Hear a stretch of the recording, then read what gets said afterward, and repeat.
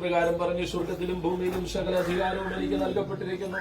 അതുകൊണ്ട് നിങ്ങൾ പുറപ്പെട്ട് ഭൂമിയിൽ പോയി സകല സൃഷ്ടിയോടും എന്റെ സുവിശേഷം പ്രസംഗിക്കണം. വിശ്വസിക്കുകയും സ്നാനമേൽക്കുകയും ചെയ്യുന്നവൻ രക്ഷ പ്രാപിക്കും. വിശ്വസിക്കാത്തവൻ ശിക്ഷാവിധിയിൽ അകപ്പെടും. പിതാവിന്റെയും പുത്രന്റെയും പരിശുദ്ധാത്മാവിന്റെ നാമത്തിൽ അവരെ സ്നാനം കഴിപ്പിക്കുക മാത്രമല്ല, ഞാൻ നിങ്ങളോട് കൽപ്പിച്ചതെല്ലാം പ്രമാണിപ്പാൻ തക്കവണ്ണം അവരെ ഉപദേശിച്ചുകൊണ്ട് സകല ജാതികളെയും ശിഷ്യരാക്കിക്കൊള്ളുവിനെന്ന് കർത്താവ് അരുളി ചെയ്തു. ആ കൽപ്പനയുടെ ആ നിയോഗത്തിന്റെ ഭാഗമായിട്ടാണ് ഇന്ന് പ്രഭാതത്തിൽ ഇപ്രകാരം ദൈവസന്നിധിയിൽ ഒരുമിച്ച് കൂടുവാൻ കർത്താവ് നമുക്ക് കൃപ ചെയ്തത്. പ്രിയ മകനെ ഈ ശുശ്രൂഷയിൽ സംബന്ധിപ്പാൻ ദൈവം ഒരു അവസരം ഒരുക്കിയല്ലോ. കർത്താവ് അവനെ അനുഗ്രഹിക്കുകയും സഹായിക്കുകയും ചെയ്യട്ടെ. ദൈവമേ നിന്നിഷ്ടം ചെയ്യുവാൻ വന്നിടുന്നേ ഞാനിന്നു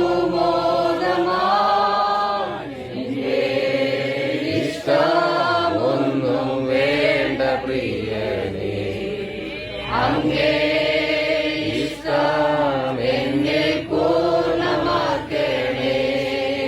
എല്ലാവരും ദൈവസന്നിധിയിൽ സ്തോത്രം ചെയ്ത്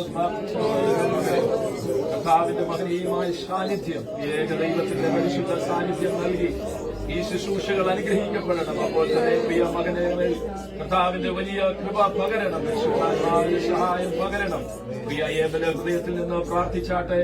കർത്താവിങ്ങനെ രമേശൻ ദൈവം നൽകി ജീവിതത്തെ ആയുഷ്യം കർത്താവ് നൽകിയ വലിയ ഭാഗ്യമാണ്. യേശുവിനെ രക്ഷകനും കർത്താവുമായി അംഗീകരിപ്പാനും അവന്റെ കൽപ്പനയാകുന്ന സ്നാനമേൽക്കുവാനും കർത്താവ് സഹായിക്കുന്ന ദൈവത്തിന്റെ കൃപയ്ക്കായി ഹൃദയത്തിൽ നിന്ന് നന്ദി പറഞ്ഞാട്ടെ. ഇന്നു മുതൽ പാപസംബന്ധമായി മരിച്ചവനെന്നും യേശു ക്രിസ്തു മൂലം നീതി സംബന്ധമായി ജീവിക്കുന്നവനെന്നും ഹൃദയത്തിൽ എണ്ണിക്കൊണ്ട് ഓരോ ദിവസം ജീവിപ്പാൻ കർത്താവെ എന്നെ സഹായിക്കണമെന്ന് ഒരു നിമിഷം പ്രാർത്ഥിച്ചാൽ. Hallelujah, hallelujah, hallelujah.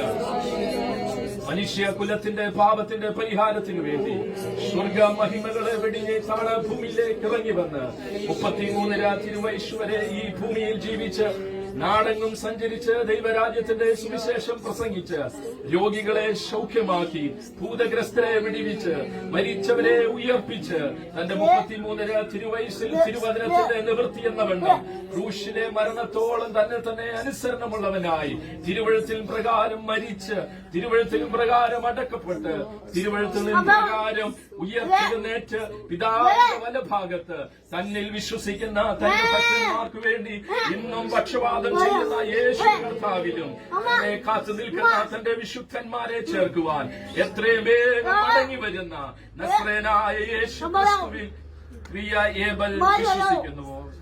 വിശ്വസിക്കുന്നവരെ സ്നാനം കഴിപ്പിക്കണമെന്നുള്ളത് ദൈവത്തിന്റെ കൽപ്പനയാകയാലും പ്രിയ മകന്റെ സാക്ഷി വചനം ഹേതുവായും പ്രിയ ഏബലിനെ ഈ ജലാശയത്തിൽ പിതാവിന്റെയും പുത്രന്റെയും പരിശുദ്ധാത്മാവിന്റെ നാമത്തിൽ സ്നാനം കഴിപ്പിക്കുന്നു.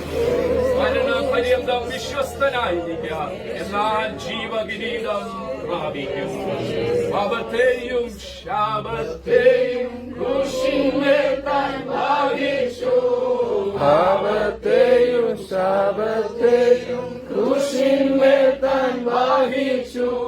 സാത്താനെയും സൈന്യത്തെ